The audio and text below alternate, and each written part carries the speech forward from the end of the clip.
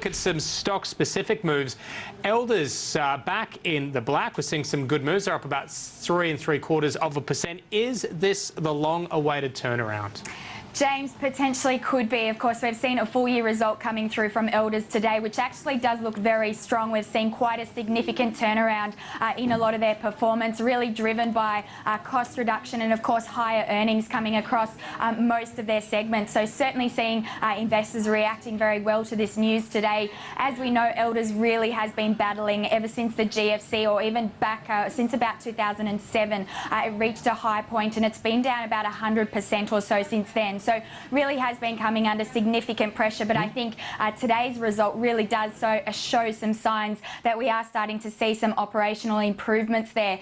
We have in fact seen them returning to profitability, so we've seen an underlying profit of $8.8 million. That's a turnaround from a loss in the previous year, and of course looking at their earnings coming through at $27 million as well, so very strong. They've reduced their costs by about 10% during the year, and also their debt has been reduced by almost half.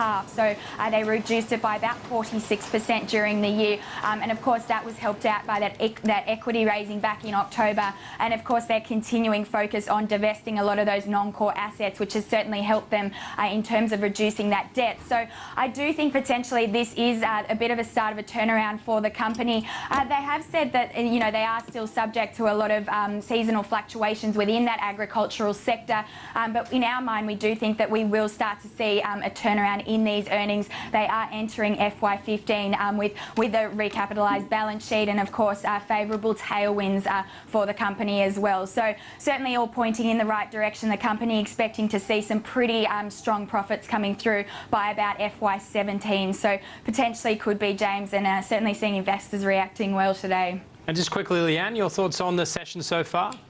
It's been a bit of a disappointing start to the week, of course, really continuing on from the losses that we saw last week, but I do think it is a lot of this disappointing economic data that's come through, of course coming out of Japan, seeing that expectation missing in terms of that GDP data. So seeing some losses around the region, and I certainly think that is adding to some of the losses that we are seeing on the market today. Of course, we are being led lower by that healthcare sector. We did see a lot of those healthcare stocks over in the US underperforming, and of course, as you mentioned, that financial sector. Materials is quite a strong performer today, certainly holding up slightly in positive territory. But as I said, I do think it's a lot of that economic data that's come through that has actually dragged the losses. Unfortunately, a bit of a disappointing start.